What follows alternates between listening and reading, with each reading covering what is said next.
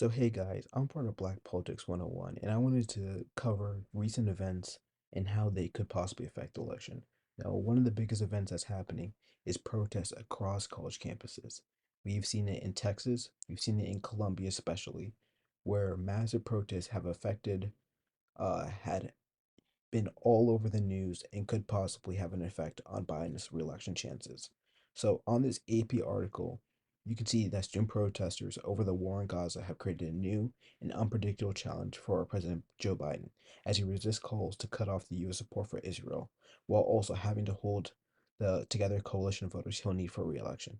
So he's having to manage being almost funded by AIPAC and the Israel coalition, but also having to be for young voters also in the same sentence, which that's one problem that the Democrat Party has had is managing all the coalitions they have, which I think is just all colliding right now.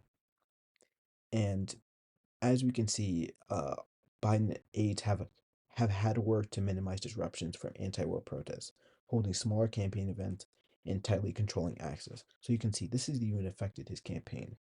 And I'm just saying, as the months go on and Israel Gaza thing maybe steams down, but people are going to remember. People will remember. And I just wanted to go into how this could affect the swing states. So we can see Wisconsin, Michigan, Pennsylvania, Georgia, Arizona, and Nevada are the swing states. And any change in the amount of young voters that are going to swing either to not vote at all or swing to Trump will affect each one of these states and could possibly affect the election massively. So I wanted to look at 538's possible custom prediction, which they have Joe Biden based on 2020 turnout winning the election. But I just wanted to see, let's say turnout is down, because turnout will be down from young people. They just will not care. So let's put it down a few points, and then you give Republicans like even a few points. Trump wins. A few points in the other direction without any other swings because we will see non-college educated voters swing to Republican. College educated, we don't know fully. We've seen a massive shift in men towards Republicans, but that's not even considering all of that. Let's just consider that the demographics of 18 to 29 swing 4 points to the Republicans and turnout is down a little bit. Trump wins the election automatically. He doesn't need to do any better with blacks, which he's been doing. He doesn't need to do any better with Hispanic. He's going to do better with whites.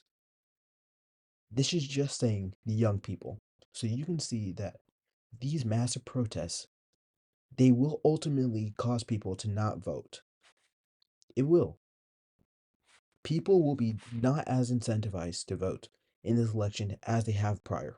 2020 was the election where everybody was saying, this is do or die. If Trump's reelected, it's the end of the game. The stakes have been very much minimized for Democrats. And Republicans have seen this as an existential crisis that Trump will possibly go to jail. There might be some Supreme Court justices that are up with Clarence Thomas and Samuel Alito. And this has massive effects on the future of the Republican Party. But Democrats are hurting their odds of winning this election if they keep on with doing this half dance of saying, oh, hey, I'm pro Israel, but also pro Palestine. Choose one side. Choose one side. You're gonna hurt one side either way. You want to hurt both, or do you just want to hurt one? So what I'm saying is just pick a side. Now that's gonna be it for me. It's Black Politics 101. Give this a like and a subscribe, and thank y'all. And I'll see you.